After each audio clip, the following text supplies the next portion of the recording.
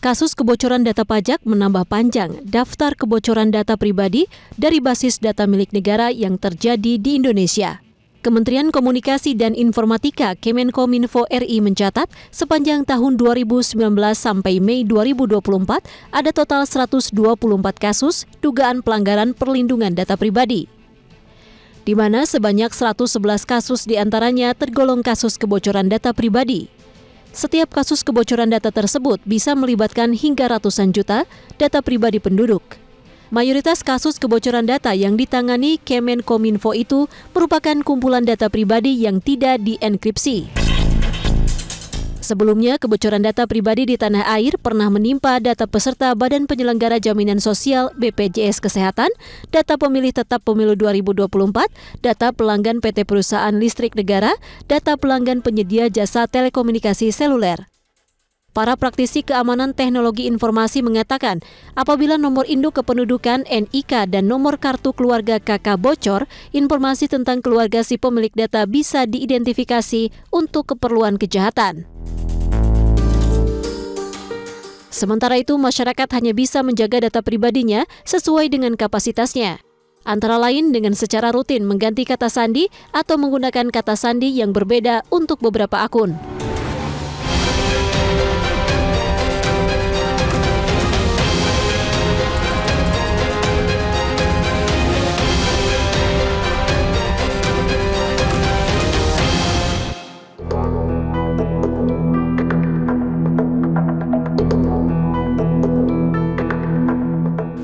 Pemirsa, kasus kebocoran data pribadi kian marak terjadi dan yang paling terbaru adalah tentang kebocoran data NPWP dan juga pajak.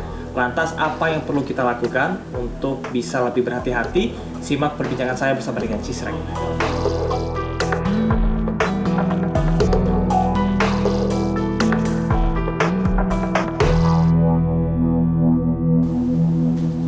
Halo, selamat siang.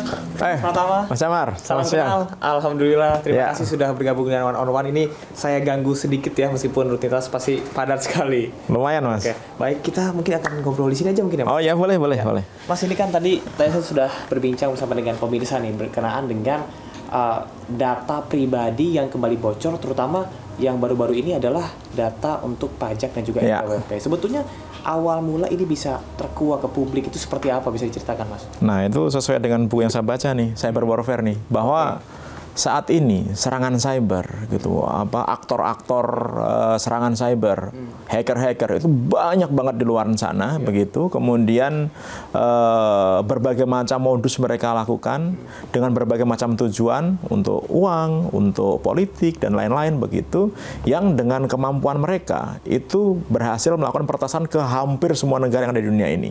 Nah, Indonesia, tidak hanya Indonesia, nggak hanya Indonesia sebenarnya. Nah, Indonesia adalah salah satu negara yang menjadi bulan-bulanan oleh mereka-mereka itu. Kenapa? Karena ternyata di negara kita ini keamanan cyber belum menjadi prioritas. Sehingga orang berlomba-lomba bikin sistem, mendigitalkan semuanya. Kan kita disuruh ini kan, semuanya digitalisasi. Kemarin Pak Jokowi membuat GovTech gitu, bahwa semua sistem pemerintahan harus berbasis elektronik gitu, ya kan. Kemudian Bank Indonesia bilang kita ini harus cashless society gitu. Nggak boleh kita nanti pakai uang cash lagi, bayarnya pakai QRIS, bayarnya pakai transfer, bayar pakai kartu kredit dan lain-lain. Nah, yang jadi masalah adalah kita siap nggak gitu. Dan ternyata kan belum. Kenapa saya bilang belum? Bank Indonesia diretas, kemarin Bank Syariah Indonesia diretas, ya kan? KPU diretas, Dukcapil diretas, Istana Negara pun juga diretas gitu. Yang terakhir baru-baru ini yang dibantah adalah data dari Ditjen Pajak.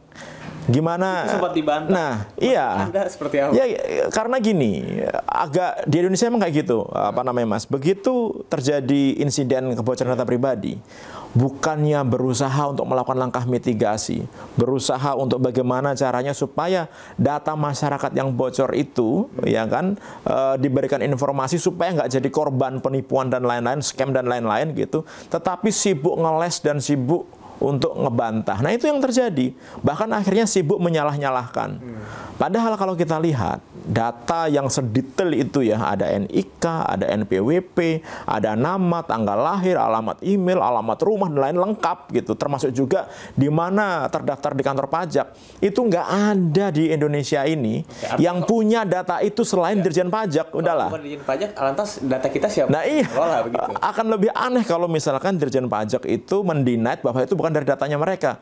Terus data siapa yang punya data selengkap ini, yang isinya adalah data-data wajib pajak gitu, ya kan? Jadi ini jadi pertanyaan besar gitu. Walaupun saya yakin sebenarnya dari data yang ada, karena kita sudah melakukan validasi, kita sudah melakukan verifikasi data-data yang bocor itu, NPWP-nya kita masukkan ke dalam websitenya Dirjen Pajak gitu. Kemudian kita cek, memang beberapa pejabat negara itu sudah dinonaktifkan. Pak Jokowi dinonaktifkan, Bu Sri Mulyani dan para menteri sudah dinonaktifkan.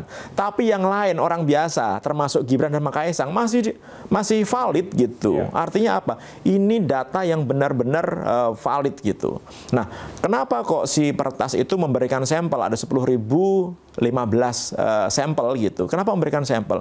Supaya calon pembelinya itu bisa melakukan verifikasi dan dia percaya bahwa datanya valid dan dia mau beli gitu. Kan dijual cuma 10.000 US dollar gitu, sebagai pancingan gitu. Jadi kalau dibilang bahwa data itu nggak valid, bohong, dia nggak valid yang sebelah mananya gitu. Itu nggak validnya karena Anda sudah menonaktifkan nomor NPWP-nya Pak Presiden gitu. Mas Tama, ini menarik, artinya digitalisasi di Indonesia tidak dibarengi dengan security yang ada juga begitu. Betul. Sehingga ini adanya dampak-dampak negatif yang akan ditimbulkan. Nah, lantas kalau misalnya kita mau tunjuk hidung nih, sebenarnya yang salah siapa sih?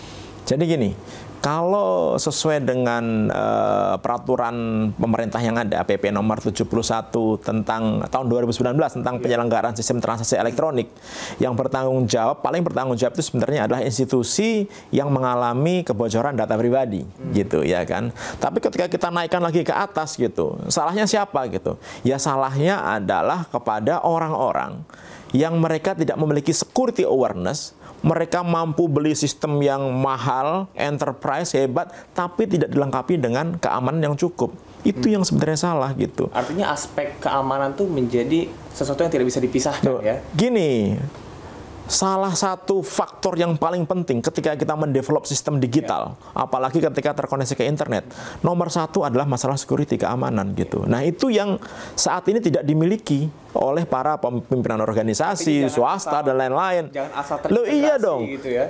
Gini, saya dulu pernah menjadi ketua tim IT KPU tahun 2014 dari Lembaga Sandi Negara. Saat itu kita handshaking mau mengamankan KPU gitu, karena saat itu KPU benar-benar mau membuat sistemnya digital gitu, ya kan?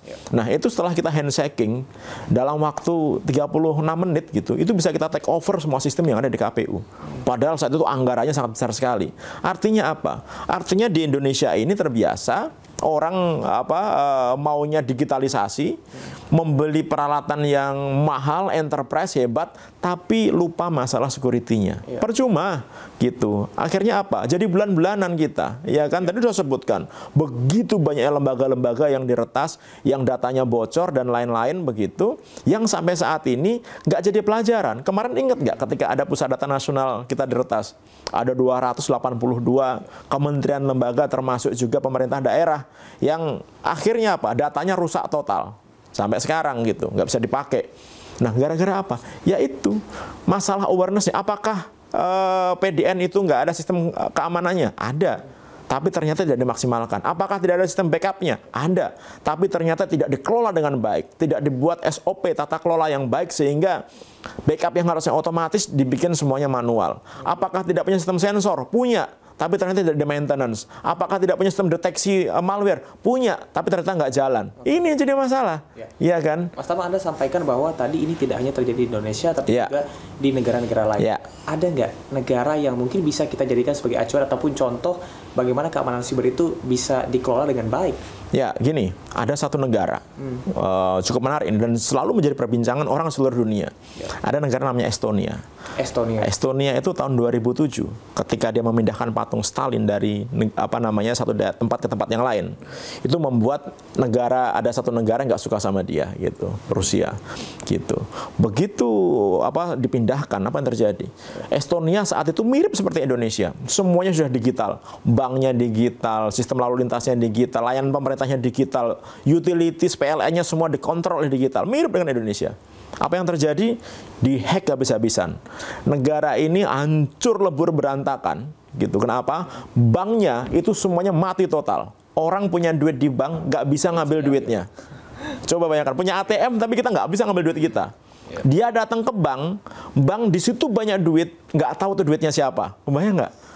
Padahal semuanya cashless gitu. Orang bayar semua pakai card, semua bayar pakai barcode scan saat itu. Akhirnya apa? Orang nggak bisa makan karena nggak punya duit cash. Akhirnya apa? Chaos negaranya, penjarahan di mana-mana, listrik mati total semuanya, layanan pemerintah mati total semuanya. Negara ini 10 tahun hancur, butuh waktu recovery selama 10 tahun. Tapi sekarang Estonia menjadi salah satu negara yang paling hebat masalah cybernya. Kenapa? Karena dia belajar bahwa kedepannya yang menghancurkan negara itu bukan hanya serangan konvensional, tapi juga serangan cyber ini. Yang sekarang Estonia menjadi salah satu negara yang paling kuat keamanan cybernya gitu. Bahkan mereka tidak pakai tentara konvensional gitu. Mereka minta tolong NATO kalau dia diserang, tapi mereka full untuk pasukan cybernya. Dan sekarang mereka menjadi acuan banyak negara, terutama hukum cyber internasional Estonia gitu. Tapi masa mau hancur dulu kita gitu, Mas? Kita mau hancur dulu negaranya, mau chaos dulu. Iya dong. Langkah preventifnya yang harus dipersiapkan. Iya dong, kita sudah ada pelajaran. Kan kemarin juga ketika PDNS itu bocor, dibilang bahwa itu kan pelajaran yang sangat berharga untuk kita.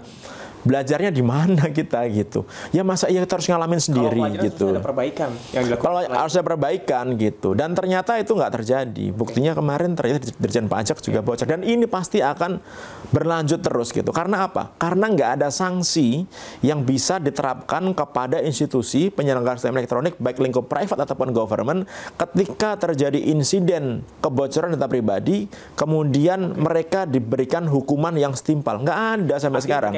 Dengan sanksi berarti regulasinya. Regulasi. Nah, menarik nih di Indonesia ini. Kenapa? Karena regulasinya ternyata sudah ada. Kita punya Undang-Undang ITE, kita punya namanya Undang-Undang PDP, Undang-Undang Pelindungan Data Pribadi, nomor 27 tahun 2022. Yang harusnya kalau terjadi insiden kebocoran data pribadi, kemudian datanya bocor, ada aturan hukum yang bisa diterapkan. Contohnya misalkan di Undang-Undang PDP itu, kalau ada orang atau lembaga yang memanfaatkan data pribadi masyarakat Indonesia tanpa izin gitu, itu bisa kena sanksi pidana 6 tahun penjara, denda 6 miliar rupiah. Artinya apa? Jadi kalau misalkan saya nih dikirimin WA atau kartu kredit, diteleponin tukang asuransi, padahal kita nggak pernah berkomunikasi dengan mereka, kita bisa nuntut mereka. Kalau data kita dimanfaatkan mereka untuk iklan, kita nggak pernah ikut mereka, kita bisa nuntut ke mereka gitu. Nah sekarang nggak bisa. Setiap ada orang menggunakan data pribadi kita ini nggak bisa. Kemarin ada 400 lebih masyarakat kita yang uangnya habis terkuras gara-gara ngeklik APK undangan. Ya kan? Dikuras habis-habisan duitnya gitu. Kenapa kok bisa dikuras? Karena dia dikirimi WA.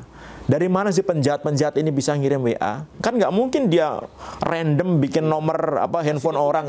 Dia pasti punya data. Data itu dari mana? Data yang bocor itu. Oleh karena itu jahat banget ini lembaga yang kedapatan datanya bocor tapi seolah-olah nggak terjadi apa-apa, malah ngeles gitu. Sengaja bocor atau justru sengaja diperjualbelikan data itu? Nah, ada dua macam. Jual beli data itu juga udah pasti ada gitu. Kita udah rahasia umum lah ya gitu. Kalau bank ini datanya sudah dipakai, kemudian dia dijual ke bank lain dan lain-lain gitu. Tetapi tetap saja, dari mana mereka bisa dapat data-data ini gitu? Yaitu dari data-data yang memang sengaja dicuri, sengaja diambil, sengaja dibocorkan untuk dibagi-bagikan itu. Bayangkan tuh, pajak 6,6 juta datanya lengkap, alamat, nama, tanggal lahir, kemudian nomor handphone dan lain-lain. Ya kan? Harganya 10.000 US dollar. Kalau orang beli 10.000 itu sekitar berapa? 160 juta misalkan, ya kan? Kalau dia beli, dia bisa nipu 16 orang aja, masing-masing kena kerugian 10 juta, udah balik modal dia dari 16 orang. Padahal ada 6 juta lebih tuh. Berapa keuntungan dia? Makanya harga segitu murah banget. Oleh karena itu nggak boleh dibiarkan itu. Karena saat ini sanksi yang bisa dikenakan oleh mereka kepada mereka ketika terjadi kebocoran data, itu kalau menurut saya sanksinya kayak anak SD. Kenapa? Karena dasarnya hanya PPPSTE nomor 71 tahun 2019 sama Permenkominfo nomor 20 tahun 2016 tentang pelindungan data pribadi. Ancaman hukumannya cuma diperingatkan secara lisan. Atau kalau lebih lengkap diperingatkan secara tertulis gitu. Atau misalkan kalau kejadian benar dihentikan sementara kegiatannya, tapi nggak pernah dihentikan sementara. Paling banter sampai peringatan secara tertulis. Ya nggak ada jerah-jerahnya lah gitu. Artinya karena regulasi yang tidak tegas membuat ya hal-hal semacam ini jadi. Nah iya. Nah ketika kita punya undang-undang PDP yang harusnya angin segar gitu, yang bisa melindungi masyarakat, ternyata ketika diberikan batas waktu 2 tahun, karena undang-undang ini mengatakan di pasal 74 paling lama 2 tahun harus terimplementasikan baik pengendali data pribadi, pemroses data pribadi, ataupun semua pihak yang berkaitan dengan pemrosesan data pribadi. Artinya kalau diundangkan tanggal 17 Oktober 2022, 17 Oktober 2024 maksimal batas waktu terakhir undang-undang ini harus jalan, iya kan? Nah, undang-undang ini bisa jalan kalau ada lembaga pelindungan data pribadi atau lembaga otoritas pelindungan data pribadi yang dalam amanat undang-undang ini diperintahkan kepada Presiden untuk membentuknya. Nah, sampai sekarang belum ada tanda-tanda nih, Pak Jokowi belum implementasi untuk bikin lembaganya, karena ketika terjadi kebocoran data nggak akan bisa diproses kalau lembaganya ini belum ada, Mas. Gitu. Harus ada lembaganya. Harus lembaganya dulu gitu. Nah, mayoritas data yang bocor ini adalah data menyerang data yang tidak dienkripsi. Itu sebetulnya seperti apa penjelasannya? Ya, gini, menarik nih. Ini masalah teknik ya gitu. Jadi gini, data itu kan bisa kita baca, ya kan? Ada nama, ada NPWP dan lain-lain gitu, ya kan? Nah, ketika data itu bentuknya plain atau data biasa gitu, ketika hacker berhasil masuk ke dalam sistem kita atau sistem perusahaan yang punya data tersebut, dia nyuri datanya, dia kan bisa baca datanya. Sehingga ketika dia bisa baca datanya, dia bisa menjual datanya, ya kan? Karena apa? Karena ada value-nya di sana. Nah, kenapa salah satu teknologi yang penting itu adalah enkripsi atau penyandian? Jadi data yang disimpan dalam database itu disandi, dienkrip gitu, sehingga ketika diambil oleh orang tidak berkepentingan, hacker contohnya, itu bentuknya adalah teracak. Jadi nggak bisa dibaca ini, gitu. Nah, kalau hacker berhasil masuk, karena musuh kita ini hackernya susah nih sekarang nih. Karena hacker-hacker berjago-jago saat ini, ya kan. Kemarin ada Lockbit, ada geng Conti, ada Lazarus dan lain-lain begitu. Nah, kalau dia berhasil masuk, nyuri datanya, dia bisa ngambil datanya, tapi dia nggak bisa baca datanya. Sehingga ketika dia nggak bisa baca datanya, apa yang terjadi? Ya percuma. Dia nggak akan bisa jual gitu, ya kan, ya kan. Dan pemilik sistemnya gitu, ketika data tercuri, kalau dia punya backup yang bagus, ya tinggal dibalikin lagi aja gitu, nggak ada masalah. Oleh karena itu, kenapa penting sekali orang-orang yang bertanggung jawab terhadap sistem keamanan ini ngerti bahwa enkripsi itu adalah benteng terakhir. Karena kalau kita ngelawan hacker ini susah. Karena apa? Karena mereka tiap hari menemukan teknologi yang baru untuk melakukan peretasan. Yang itu susah untuk dilawan. Cara ngelawannya gimana? Ya udah, kita maksimalkan sistem pertahanan. Kalau ternyata jebol juga, sistem datanya ini kita amankan. Jadi ketika dia nyolong, ngambil datanya, itu nggak bisa dimanfaatkan oleh mereka. Gitu. Oke, baik, Mas Tama. Setelah ini kita akan bahas juga apa langkah-langkah preventif secara pribadi nih, sebagai penduduk atau masyarakat untuk bisa mengatasi hal tersebut. Tapi setelah jeda pariwara berikut ini, di One on One.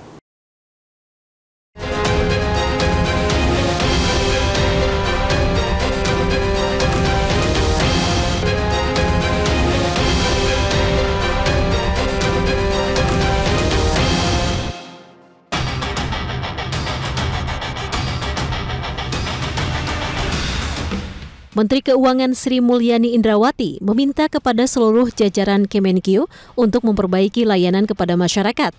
Hal ini menyusul bocornya 6 juta data nomor pokok wajib pajak atau NPWP yang diduga didalangi oleh Bjorka. Dari jutaan data itu, beberapa di antaranya adalah milik Presiden ke-7 Joko Widodo dan kedua putranya Gibran dan Kaisang Pangarep. Data yang bocor antara lain NIK, NPWP, alamat, nomor HP, email, dan lain-lain yang diperjualbelikan seharga Rp150 juta. Sri Mulyani meminta Direktorat Jenderal Pajak melakukan evaluasi. Saya sudah minta Pak Dirjen Pajak dan seluruh pihak di Kemenku untuk melakukan evaluasi terhadap persoalannya. Nanti akan disampaikan penjelasannya ya oleh Pak Dirjen Pajak dan tim IT-nya. Terima kasih ya. Sementara itu, Dirjen Pajak mengaku telah berkoordinasi dengan Kemenkominfo, Badan Cyber dan Sandi Negara, serta Polri untuk menindaklanjuti dugaan kebocoran data tersebut sesuai ketentuan yang berlaku.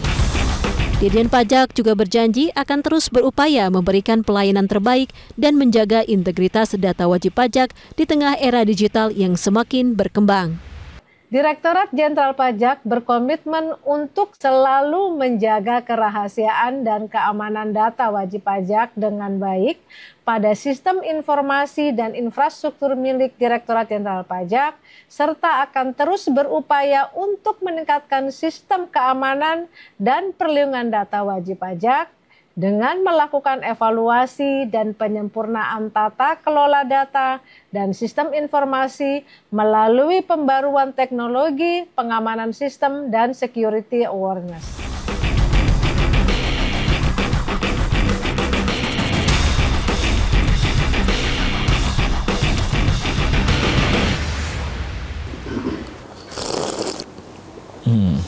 Oke, Mas Tama, tadi kita sudah berbincang mengenai apa-apa saja sebetulnya dampak negatif kemudian penyebab dari kebocoran data secara pribadi ini, terutama NPWP dan juga pajak.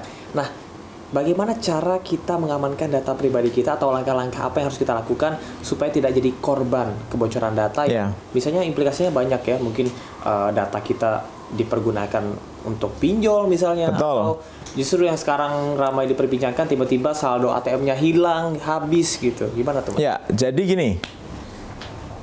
Ini juga persepsi yang kadang-kadang disalahartikan oleh para pejabat kita gitu, ya kan, oleh para pemilik sistem elektronik gitu ketika terjadi kebocoran data pribadi. Contohnya kemarin, ketika ada kebocoran PDNS, ketika ada kebocoran pajak, apa yang dikatakan? Jadi masyarakat harus bikin password yang kuat gitu.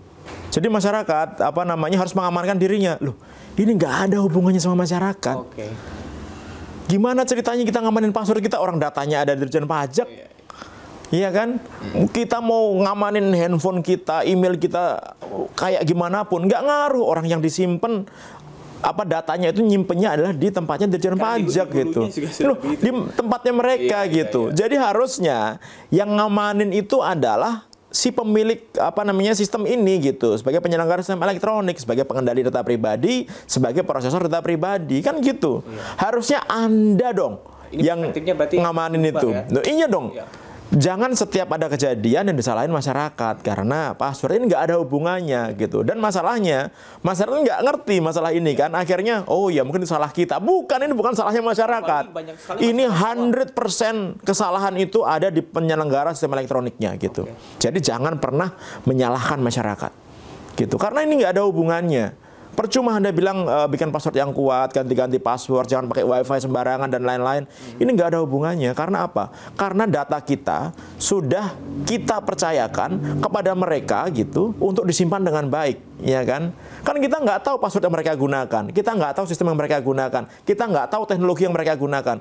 Kita kan berharapnya, husnuzonnya, berprasangka baik bahwa mereka akan mengamankan data kita dengan baik. Dan ternyata tidak gitu. Dan ketika ternyata tidak, jangan dong Anda menyalahkan masyarakat. Yang Anda adalah, Anda segera lakukan langkah mitigasi, siapapun itu, penyelenggara sistem elektronik yang kedapatan datanya bocor gitu dari sistemnya gitu, ya kan. Bikin langkah mitigasi dong, gitu. Batasi sampai sejauh mana data ini bocor, gitu. Bagaimana nanti kalau dimanfaatkan, apa potensi pemanfaatan tadi Mas Amar bilang untuk pinjol dan lain-lain. Sangat mungkin sekali. Lebih gampang saya nih penjahat gitu, misalnya Anda siapapun penjahat, memanfaatkan data tersebut untuk nipu orang daripada nggak punya data. Misalkan saya punya data Mas Amar, Mas nomor NPWP-nya sekian kan, nomornya sekian, Mas alamat rumahnya di sini, bener nggak Mas, tanggal lahirnya segini, bener nggak Mas, kami dari kantor pajak gitu, ini Mas nunggak pajak nih Mas, Anda nunggak pajak 20 juta. Tapi ini bisa kita putihkan Mas. Kalau Mas mau nanti bayar aja 1 juta gitu. Nanti akan kita putihkan gitu. Kalau nggak mau nanti akan kita tagih, kita panggil polisi untuk datang ke rumah Mas. Dia tahu data-data kita, daftarnya di kantor pajak mana, tanggal lahir kita berapa, kapan, ya kan, alamat email kita di mana. Kira-kira kita percaya nggak? Ya pasti percayalah. Iya kan, karena punya data sedetail itu gitu. Ya kan, akhirnya apa? Oh ya daripada saya ditangkap polisi gitu, ya udah saya bayar 1 juta deh gitu. Padahal penipu. Kita di kota, mungkin kita akan ngerti modus-modus penipuan, cara dia ngomongnya. Cuma yang di daerah emang ngerti. Banyak orang-orang saudara-saudara kita daerah itu ditawari, Anda dapat mobil nih, selamat ya, tapi untuk ngeklaimnya bayar pajaknya dulu 10%. Harus gadein rumahnya, gadein sawahnya, utang tetangganya kanan kiri, duit untuk anak sekolahnya ditunda dulu supaya dia bisa dapat mobil itu. Ternyata apa? Penipuan. Tega emang kita, sebagai negara gitu, membiarkan rakyat kayak gitu. Dan ketika terjadi, ada tanggung jawab nggak? Nggak ada sama sekali, Mas. Ketika orang tiba-tiba ditagih pinjol, ketika orang-orang tiba-tiba disamperi debt collector, ketika dia kena korban penipuan, duitnya hilang, habis semuanya, ada tanggung jawab nggak? Nggak ada yang tanggung jawab. Kemarin 400 orang itu yang total uang 13 miliar itu hilang. Ada tanggung jawab? Nggak ada tanggung jawab. Hilang gitu aja. Nah ini kan nggak boleh dibiarkan. Gara-gara apa? Gara-gara para pemilik sistem elektronik ini sembarangan nyimpen data kita. Oleh karena itu harus dikasih sanksi yang seberat-beratnya. Nah untuk kita masyarakat Indonesia, itu nggak ada yang selamat, Mas. Sorry untuk ngomong ini ya gitu. Mas Amar, saya, semuanya pemeriksa gitu. Nggak ada yang selamat. Ini kenapa? Fakta pahit yang harus kita, ini fakta yang harus kita terima gitu. Kenapa? Data kita sudah bocor, lengkap bocornya. Termasuk username, password, alamat rumah, nomor handphone, dan lain-lain. Gitu ya kan. Sehingga apa yang bisa kita lakukan itu hanya waspada. Hanya waspada, kemudian harus berhati-hati. Jangan pernah percaya ketika ada penawaran-penawaran yang bombastis yang kira-kira kelihatan mencurigakan, menguntungkan kita gitu. Nggak ada makan siang gratis itu di online. Yang ada ntar jadi korban scam Anda. Yang ada jadi korban penipuan, yang ada duit Anda dikuras habis gitu. Itu yang akan terjadi. Oleh karena itu tetaplah stay menjadi calon korban saja. Karena pilihan cuma ada 2, hanya menjadi korban dan calon korban gitu, ya kan? Kalau kita nggak mau jadi korban, kita harus stay menjadi calon korban. Karena nanti pada saatnya kita akan dijadikan target oleh mereka. Gitu. Oleh karena itu apa? Kita harus waspada. Nah, selain itu tentu kita butuh dong mengamankan akun-akun pribadi kita. Nah, itu yang penting. Tapi nggak ada hubungannya sama pajak nih, data pajak nih. Nggak ada hubungannya sama data KPU yang bocor, nggak ada hubungannya sama data Dukcapil. Karena itu 100% tanggung jawab mereka. Tapi kita bertanggung jawab terhadap data kita sendiri. Dengan cara apa? Ya udah, kita amankan data kita sendiri. Jangan posting informasi-informasi yang kelihatan konfidensial, pribadi ke media sosial. Kita batasin teman-teman yang bisa connect ke kita batasin postingan kita. Password itu kita bikin harus sendiri ya. Harus kita ngamen diri sendiri selama ini kan pemerintah belum bisa ngamen masyarakat kita. Sorry ya gitu. Ini belum bisa gitu. Ya kita harus bisa mengamankan diri kita sendiri. Minimal untuk data-data kita sendiri gitu, ya kan. Jangan kita ngakses wifi sembarangan. Kemarin baru rame nih gitu. Sangat gampang sekali kita create wifi, fake wifi gitu. Ketika orang login masuk pakai wifi itu main internet kan bisa. Tapi semua username, password, data itu bisa diambil semuanya. Termasuk juga bisa masukin malware dan lain-lain gitu. Nah itu kita harus ngerti itu. Jangan sembarangan. Apalagi kalau transaksi perbankan. Jangan pernah pakai wifi-nya orang udah. Pakai aja tethering kalau bisa gitu. Pakai handphonenya kita sendiri gitu. Jangan menggunakan handphone orang. Jangan pakai komputer publik gitu. Kan ya, bisa disadap data kita melalui. Sangat gampang sekali. Sangat gampang sekali gitu. Kalau waktu yang panjang bisa kita demokan tuh. Begitu gampangnya kita ngambil informasi dari publik gitu ya kan. Nah, kemudian juga ganti password. Nah itu penting. Kenapa ganti password penting? Karena kan data kita sudah bocor nih. Data yang bocor itu termasuk username, termasuk password, termasuk semua data email dan lain-lain gitu. Nah itu kalau dipakai sama orang, kita belum ganti password gitu, artinya dia bisa masuk ke akun kita. Oleh karena itu kenapa pentingnya kita mengganti password secara periodik, karena kita sudah tahu bahwa data kita ini bocor. Minimal 6 bulan sekali lah kita ganti gitu. Nah, kemudian baiknya sih gitu, kita kan pasti punya banyak akun nih, akun bank, akun media sosial, akun email gitu. Nah, kalau bisa passwordnya dibedakan. Yang jadi masalah orang Indonesia ini paling malas bikin password. Bikin password satu aja sering lupa gitu, ya kan? Bikin password yang kuat itu susahnya minta ampun. Password yang ingat aja kita sering lupa kan gitu ya gitu. Kemudian mau bikin passwordnya beda-beda gitu, gimana kita bisa ingatnya gitu. Nah, ada teknologi namanya password manager gitu. Password manager ini bisa di-download dengan free. BSSN, Badan Siber Sandi Negara, juga membuat password manager ini bisa kita download dengan free gitu. Dan itu aman ya. Dan itu kita bisa store password kita gitu setiap akun kita gitu. Dan kita hanya butuh satu password saja sebagai password master untuk masuk ke situ. Jadi nanti tinggal kita copy, tinggal generate, tinggal masuk. Iya gitu. Dan itu relatif aman gitu. Kemudian juga ini kan hacker ini target serangannya udah mulai bergeser ini Mas Amar. Kalau zaman dulu hacker itu yang diserang apa? Laptop, komputer, server dan lain-lain kan gitu. Nah, sekarang ini device yang terkoneksi ke internet itu jauh lebih banyak handphone dibandingkan dengan komputer. Ada 7 miliar device yang terkoneksi ke internet. Itu 5 miliarnya adalah handphone, mobile device, 2 miliarnya adalah komputer dan lain-lain. Jadi handphone ini juga menjadi target peretasan. Contohnya dikirimin APK undangan, APK surat tilang dan lain-lain kan gitu. Link yang harus diklik gitu. Nah, itu bisa kita cegah kalau kita pasang antivirus. Gitu. Jadi dengan kita masang antivirus itu akan membentengi device handphone kita. Jadi kalau misalnya kita ngeklik APK undangan gitu misalkan, ketika dia mau nginstal aplikasi yang jahat, dia akan ngasih tahu, ini aplikasi ada malware-nya nih. Maaf ya, saya delete sama dia. Jadi ada tanpa ada ngomong. Additional protection yang kita lakukan, gitu. Ada pengamanan tambahan gitu. Dan kalau misalnya kita nggak keklik nih, link Anda berpotensi phishing nih gitu. Bahaya nih kalau diterusin. Sudah ada wanti-wanti atau peringatan. Udah ada, karena mereka memang spesial untuk masalah security itu gitu. Nah, menurut saya wajib hukumnya sih kalau saya sih gitu. Punya aplikasi antivirus itu gitu. Kalau misalkan uang kita cukup banyak gitu ya, beli yang license lah 300.000 dalam setahun, saya pikir worth it lah ya untuk ngamanin duit kita yang 50 juta misalkan cuma 300.000, worth it lah gitu. Kalau nggak yang gratisan juga nggak ada masalah, cuma ya ada iklannya dikit-dikit gitu. Tapi nggak ada masalah menurut saya gitu. Tapi itu akan mencegah kita gitu melakukan hal-hal yang tidak sengaja untuk membahayakan handphone yang ada handphone yang kita miliki gitu. Apalagi orang tua kita biasanya dia kan nggak ngerti. Karena kan gaptek juga dikirim dari temennya gitu. Apalagi sekarang modusnya para hacker ini pinter Mas. Jadi dia ngirimnya bukan dari handphone dia. Kalau dari nomor yang nggak terkenal, orang kan suka mikir siapa nih saya nggak kenal nih gitu. Tapi kalau ngirimnya dari orang dikenal kan bisa kan. Nah, oleh karena itu cara mereka nge-crack dulu, diambil alih dulu WA-nya orang gitu. Kemudian setelah diambil alih dari phone book-nya itu dikirimin lah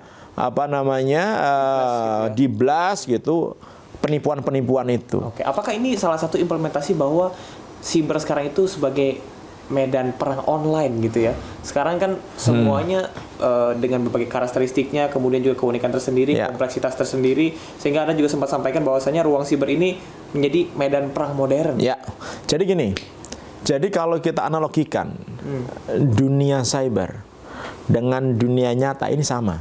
Apa yang terjadi di dunia nyata itu juga bisa terjadi di dunia cyber, ya kan? Artinya kalau di dunia nyata itu bisa ada perampokan, ada garong, ada penculikan dan lain-lain. Itu bisa juga dilakukan di dunia cyber. Kejahatannya sama. Nah, yang membedakan adalah kalau dunia fisik kita bisa tahu gitu penjahatnya siapa nih, si X gitu, kita bisa melihat bentuknya, kita bisa ngejar gitu. Kalau ini nggak kasat mata. Nah, kalau cyber orang bisa ngaku siapa saja. Makanya anonymity di dunia cyber itu membahayakan. Orang bisa ngaku siapa saja, perempuan bisa ngaku laki-laki, orang dewasa bisa ngaku anak-anak gitu. Sehingga banyak predator seks, banyak predator pornografi anak gitu. Banyak efek karena dia ngaku seolah-olah dia adalah temannya, ikut main game bareng, nawarin custom untuk senjata dan lain-lain gitu, ya kan? Ternyata orang dewasa gitu. Dan untuk mendeteksinya kan susah. Nah, ini yang menyebabkan kita harus lebih waspada nih. Nah, ketika di dunia nyata pemerintah itu hadir, ya kan? Artinya apa? Mengamankan, sehingga kita tidak takut jalan malam di Jakarta, tidak takut jalan malam di Semarang, kita jualan nggak takut ada perampok dan lain-lain. Dan itu harus dilakukan juga di dunia cyber gitu, bahwa buat masyarakat itu aman dan nyaman ketika dia berjualan online, nggak takut duitnya dicolong sama orang, nggak takut data pribadinya diambil orang, nggak takut handphonenya disadap sama orang dan lain-lain. Nah, oleh karena itu pemerintah harus hadir, aparat penegak hukum harus hadir di sana untuk apa? Untuk mengamankan masyarakat kita supaya enak berkegiatan. Karena kan sekarang ujung-ujungnya itu semua. Coba sekarang, hampir 80% lebih masyarakat kita sumber data dan informasinya dari mana? Media sosial. Emang ada generasi milenial, Gen Z gitu yang masih baca koran? Iya.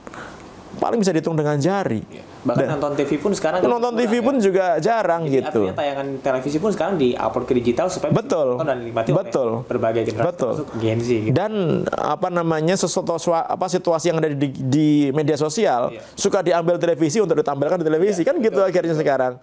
Nah, ini kan nggak bisa kita denied gitu bahwa memang dunianya seperti ini saat ini gitu. Nah, ketika dunia seperti ini sekarang semuanya hampir nggak ada yang nggak digital gitu. Oleh karena itu keamanan itu menjadi mandatori, penting hukumnya. Handphone kita ini rawan, nggak usah lah bilang nggak usah kan pakai iPhone lebih kuat daripada Android, nggak ada, sama aja ya. Mau pakai Android, mau pakai iPhone, mau pakai basisnya Linux atau apapun sama aja gitu. Karena apa? Masing-masing itu punya kelemahan gitu, punya celah keamanan yang bisa dimanfaatkan oleh hacker-hacker jago di luar sana gitu. Okay. Mas Tama, ini berbincang dengan Anda membuka falsafah baru saya, kemudian ternyata ada hal-hal yang di era digital saat ini perlu kita kritisi dan perlu kita fokuskan gitu. Yeah. Nah, Anda sebagai ketua dari lembaga riset untuk keamanan siber dan juga komunikasi, CISREC, nanti kita akan ngobrol juga mungkin sebelum saya pamitan juga ya, mengenai harapan dan kira-kira apa pesan untuk seluruh masyarakat Indonesia mengenai situasi saat ini ya Mas ya. Mungkin boleh main ke atas ya. Oh ya, ayo. Keren ya Mas Tama ya. Ayo. Baik. Siap. Mas Tama.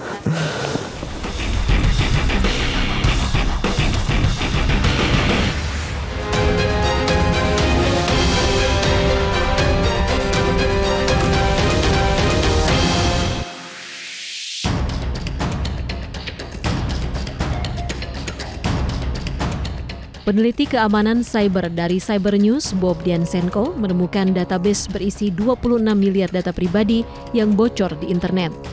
Database ini diduga merupakan kebocoran data terbesar yang pernah ada. Database yang disebut sebagai Mother of All Breaches ini berisi data pribadi sebesar 13 terabyte. Kebocoran data ini justru diduga berasal dari platform teknologi yang banyak digunakan masyarakat dunia. Salah satunya dari Tencent, Weibo, MySpace, dan media sosial X. Berikut ini 10 daftar kasus kebocoran data yang pernah terjadi di Indonesia yang membuat masyarakat seolah menjadi kebal dengan kata kebocoran data. Kasus kebocoran data yang pertama pernah terjadi pada pengguna BPJS Ketenagakerjaan pada Maret 2023. Diperkirakan sebanyak 19,56 juta data dibobol dan dijual di situs dark web. Kasus ini pertama kali diketahui setelah hacker bernama Bjorka mengunggah konten dengan deskripsi BPJS Ketenagakerjaan Indonesia 19 million di Bridge Forums. Tak tanggung-tanggung, Bjorka membagikan 100.000 contoh data pengguna yang berisi informasi pribadi seperti nomor induk kependudukan, nama lengkap, dan alamat. Bahkan Bjorka menjual 19 juta data tersebut sebesar 154 juta rupiah. Yang kedua, pada Mei 2023 yang lalu, Bank Syariah Indonesia menjadi trending topic setelah menjadi korban ransomware dengan modus pemerasan yang dilakukan oleh Lockbit. Untuk mengembalikan 15 juta data pribadi pengguna termasuk kata sandi dan dokumen ilegal, pihak Lockbit meminta tebusan sebesar 309 miliar rupiah. Negosiasi kala itu berjalan gagal dan membuat pihak Lockbit menyebarkan data pengguna ke ruang publik. Yang ketiga, kasus bocornya data kembali menjadi sorotan pada Juni 2023. Bjorka kembali menjadi pelakunya. Hacker yang mengklaim berasal dari Polandia itu mempublikasikan data pengguna My IndiHome di forum gelap Bridge Forums. Namun pihak Telkom membantah terjadinya kebocoran data ini. Data paspor menjadi kasus keempat kebocoran data terbesar di Indonesia.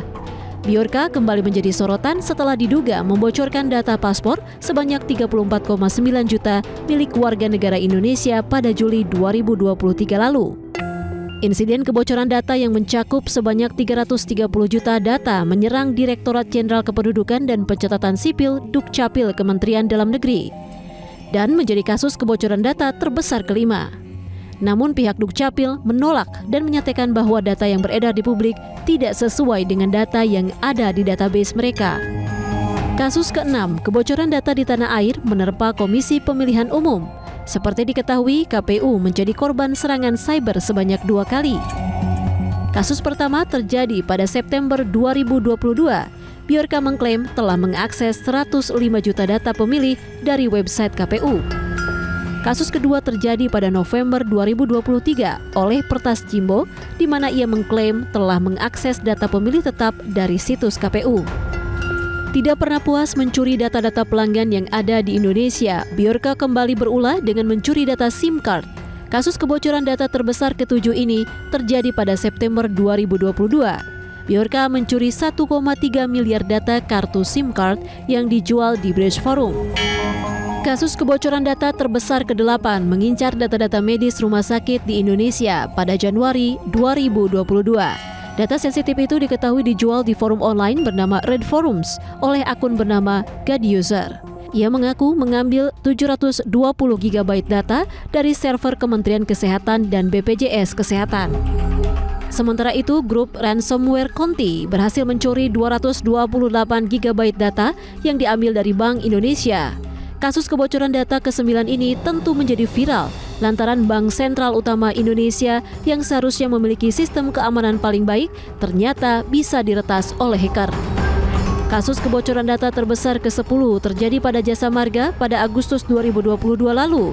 Insiden tersebut dilakukan oleh hacker bernama Desorden.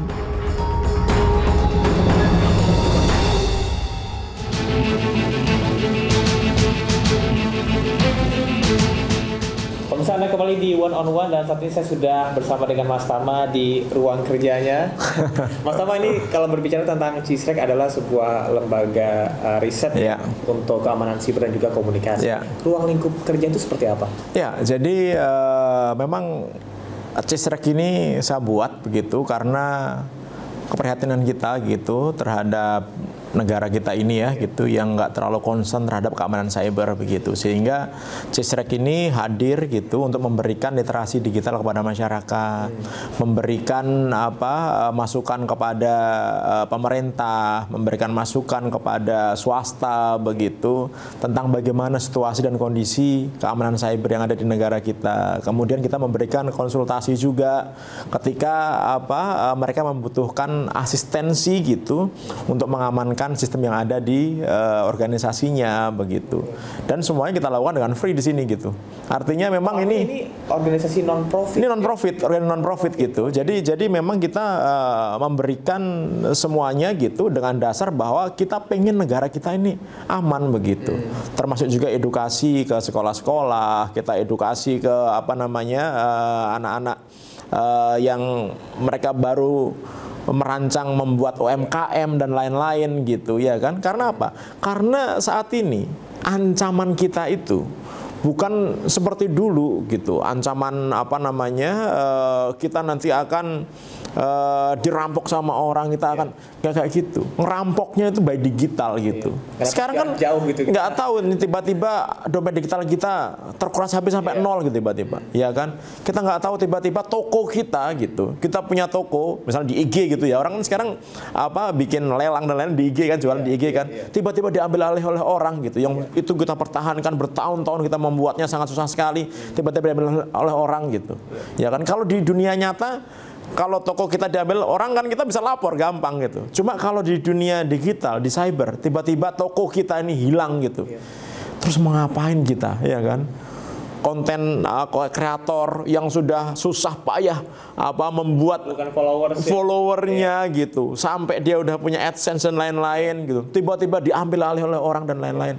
Nah, ini yang sebenarnya bisa dicegah kalau kita memiliki literasi digital yang cukup. Nah, Cisrek hadir memberikan pengetahuan begitu bahwa kita ini banyak loh yang ngancem gitu.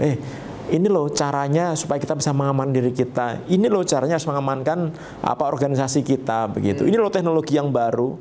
Ini teknologi lama yang harusnya nggak digunakan nih gitu. Jangan pakai ini karena teknologi baru sudah ada gitu. Baik, kayak gitu-gitu. Kalau saya potong. Ya. Membangkitkan literasi masyarakat. Ya. Bagaimana literasi tersebut bisa sampai ke grassroots, sampai ke akar rumput gitu. Karena kalau kita lihat sekarang masyarakat itu merasa terancam terhadap sesuatu yang memang kasat mata dia lihat gitu. Ya, betul. Sedangkan untuk digitalisasi seperti ini ya bisa dilihat adanya kebocoran data tidak seheboh dengan kenaikan harga BBM, betul, kenaikan harga sembako begitu. Iya, betul. Nah, jadi gini, tentu Cisrek nggak akan bisa kerja sendirian. Jauh lah, masih jauh banget lah gitu. Begitu juga pemerintah. Kominfo nggak akan bisa kerja sendirian untuk memberikan literasi kepada masyarakat ini. Saat ini ada 178 juta masyarakat Indonesia gitu. 80%-nya terkoneksi ke internet, ada 224 juta orang Indonesia terkoneksi ke internet gitu. Kan nggak semua bisa dijangkau oleh pemerintah, nggak bisa dijangkau oleh Cisrek. Oleh karena itu kenapa ini butuh kerja bareng gitu. Kami di Lembaga Riset Keamanan Cyber, pemerintah, Mas di media, ya kan, kemudian akademisi dan lain-lain gitu. Itu harus bekerja sama supaya apa? Supaya kita ini bareng-bareng gitu bahwa ini loh dunia cyber itu dunia yang bisa kita tinggali, bisa kita gunakan untuk mendukung kesejahteraan, bisa kita gunakan untuk bisnis, tapi di sisi yang selain gitu, di sini ada ancaman gitu. Sehingga apa? Kita harus waspada. Harus ngapain nih kita ini supaya kita ini aman, nggak jadi korban gitu, ya kan? Apa yang harus kita lakukan? Bagaimana mengamankan akun kita? Bagaimana mengamankan uang kita? Bagaimana mengamankan handphone kita, mengamankan laptop kita dan lain-lain gitu. Bagaimana mengamankan toko kita, rumah kita gitu di dunia digital. Nah, itu yang perlu kita sampaikan sehingga apa? Masyarakat itu bisa hidup nyaman, enak, baik di dunia nyata ataupun di dunia maya gitu, di dunia digital gitu. Karena itu tadi ancamannya itu sangat banyak sekali. Kita belum ngomongin masalah ini ya, dark web, bagaimana dunia gelapnya internet gitu, yang di situ kita bisa melakukan apa saja gitu, beli narkoba, kemudian jual beli orang, keperdagangan gelap, senjata dan lain-lain gitu, yang itu uncontrol gitu. Ya kan? Jadi dengan inovasi dan juga keamanan yang saya tadi sempat lihat dan berbincang sedikit pemirsa, ada inovasi mungkin ini bukan dibilang inovasi ya, tapi sebagai sesuatu yang baru bahwa di dunia keamanan kita ya. Ini mungkin bisa jelaskan? Oh ya, jadi kemarin menjadi ini narasumber di Mabes TNI gitu bahwa atas arahan Pak Presiden gitu, Panglima TNI, bahwa TNI sudah berpikir ternyata ancaman kita ini ada satu lagi nih yang membahayakan gitu. Tidak hanya darat atau udara, tapi bukan hanya dari darat, laut dan udara konvensional ya, tapi ternyata serangan cyber. Karena memang benar bahwa serangan cyber itu dampak serangannya itu bisa menghancurkan negara. Tadi kan udah kita bahas tuh, salah satu negara Estonia kan, Georgia dan lain-lain. Lembaga riset ini sebuah langkah yang tepat. Jadi kalau menurut saya ini adalah langkah yang memang harus diambil gitu. Kenapa? Karena musuh kita ini sekarang sudah luar biasa besarnya gitu. Kenapa? Karena ketika semua infrastruktur kritis di negara kita, infrastruktur kritis itu adalah salah satunya telekomunikasi, kemudian perhubungan, kemudian utilities, PLN dan lain-lain, ada pertahanan keamanan, ada government, ada perbankan gitu ya. Ketika infrastruktur kritis itu sudah terkoneksi ke internet, dan kalau itu diserang, kemudian dilumpuhkan, dampaknya itu bisa nasional. Ya kan? Contohnya misalkan kalau PLN dihack, sekarang jalur pembagi arus Jawa, Sumatera, daerah lain itu sudah by digital tuh, menggunakan komputer tuh. Kalau diretas, mati kita listrik. Gimana kalau listrik mati gitu? Ya kan? Kemudian kalau misalkan bandara nih, diretas sama orang, kemudian ETC-nya, air traffic control-nya diambil alih oleh hacker, kemudian pesawatnya ditabrak-tabrakin. Kenapa tabrak-tabrakin? Pilot pesawat itu Tuhannya siapa? Staf air traffic control. Jadi dia suruh misal turun 1000 feet gitu, heading 5 derajat, pasti ngikut, nggak mungkin nggak. Kalau itu diambil oleh hacker, tabrak-tabrakin, siapa tanggung jawab? Ya kan? Oleh karena itu kenapa kita ini juga termasuk negara yang nanti akan mengalami, bukan nanti sebenarnya, kita sudah gitu mengalami serangan cyber yang levelnya adalah berhubungan dengan kedaulatan negara kita. Contohnya adalah PDNS. Bagaimana masifnya ratusan institusi pemerintah kita dihajar sama hacker dan malfunction. Ingat kan kemarin ketika pertama kali down sistem PDNS, bagaimana imigrasi itu harus nyari pakai manual, pakai foto dan lain-lain gitu, karena datanya nggak ada gitu. Itu baru ngomongin masalah data. Padahal bisa juga nanti nasibnya bukan hanya ngomongin masalah data digital, tapi bisa orang. Pesawat tabrakin bisa mati, orang bisa meninggal, orang-orang kita gitu. Kemudian infrastruktur PLN listrik gitu. Itu kalau misalkan ternyata diretas gitu, dibikin nggak berfungsi sistem kontrol trafonya dan lain-lain, kebakar itu bisa gitu. Nah ini semua nggak boleh dibiarkan. Oleh karena itu kenapa butuh nih TNI melindungi infrastruktur kritis yang ada di Indonesia gitu. Nah saat ini kan siapa nih stakeholder kita? Kan ada Badan Siber Sandi Negara, kemudian ada Cybercrime Mabes Polri, ada Cyber Defense di Kemhan, kemudian ada Kominfo gitu ya, kemudian ada Badan Intelijen Negara gitu. Yang itu sebenarnya core-nya bukan melindungi infrastruktur kritis gitu. Sehingga penting nih TNI membuat matra cyber begitu. Tugasnya untuk apa? Kalau ada penyerang dari luar bisa bertahan. Kalau sudah tahu siapa penyerangnya, kita bisa serang balik gitu. Jadi kita ini powerful. Mungkin kalau di konvensional gitu ya, angkatan darat, angkatan udara, angkatan laut gitu, orang bisa ngelihat nih senjata kita punya kapal berapa, helikopter berapa, ya kan, kemudian punya rudal berapa gitu. Jadi orang bisa baca di negara-negara luar sana. Untuk ngalahin Indonesia paling butuh waktu 5 hari lah mungkin gitu. Tapi ketika kita ngomongin masalah angkatan cyber, semuanya gelap. Kemampuannya, orang-orangnya siapa saja, cyber weaponnya menggunakan apa, organisasinya sebesar apa, kemudian bagaimana cara penyerangannya, kapan dia bisa menyerang. Jadi kita bisa powerful nanti, apalagi di Indonesia banyak orang-orang pintar. Tapi ada syaratnya. Apa syaratnya? Ekosistem cyber itu harus perbaiki dulu. Saat ini menjadi masalah di Indonesia. Kenapa? Karena para stakeholder cyber ini koordinasinya masih berantakan. Sorry untuk mengatakan ini gitu.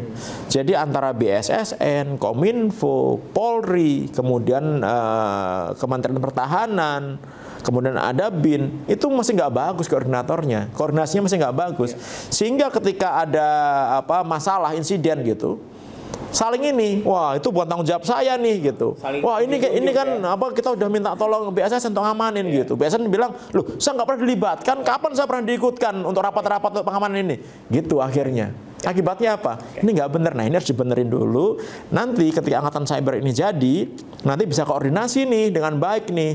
Jadi ada pembagian tugas yang jelas gitu. Jadi nggak saling rebutan. Di Indonesia itu kebiasaan nih, ketika ada hak mau ngerebut, mau ngambil, tapi ketika kewajiban mendingan ansanya gitu. Nah oleh karena itu harus diatur dengan jelas. Regulasinya harus diatur dengan jelas. Topoksinya juga betul sekali. Sesuai dengan kamar-kamarnya masing-masing. Betul sekali. Mas Tama, sebagai closing statement, saya ingin Anda memberikan pesan atau masukan pertama kepada pemangku kebijakan, kedua kepada masyarakat berkaitan dengan keamanan siber itu sepenting apa dan apa yang harus silakan.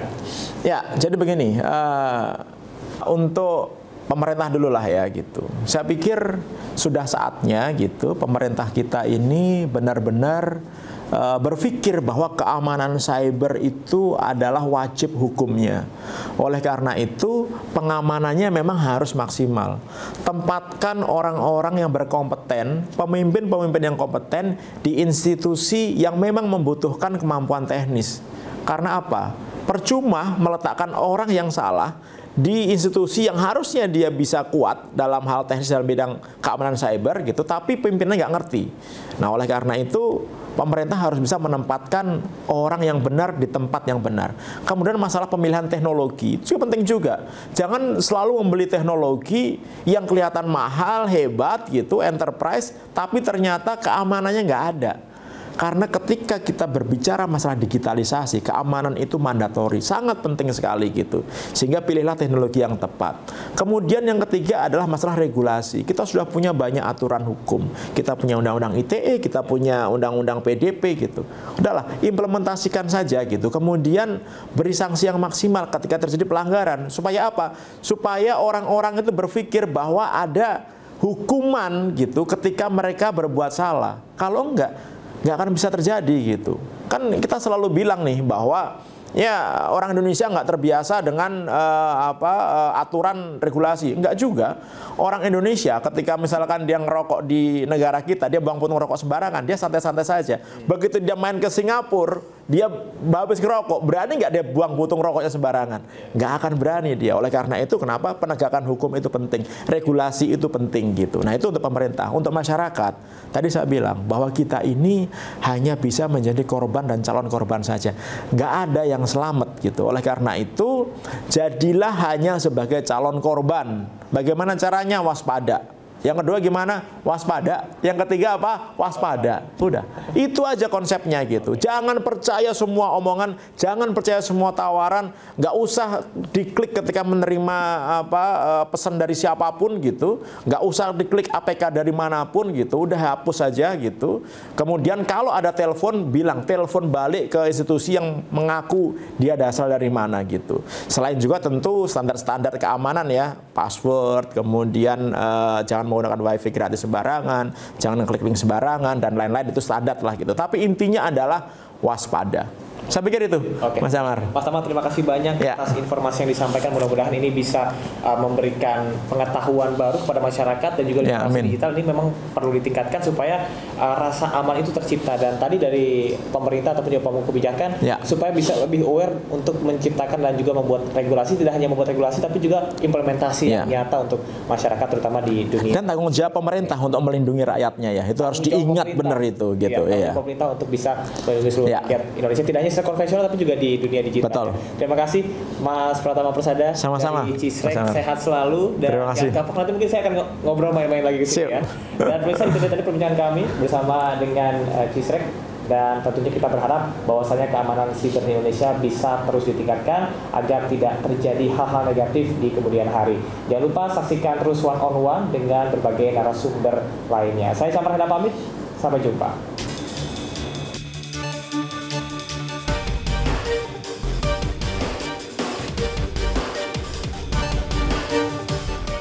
Di era kepemimpinan Prabowo Gibran, masalah kebocoran data pribadi kini mulai jadi perhatian.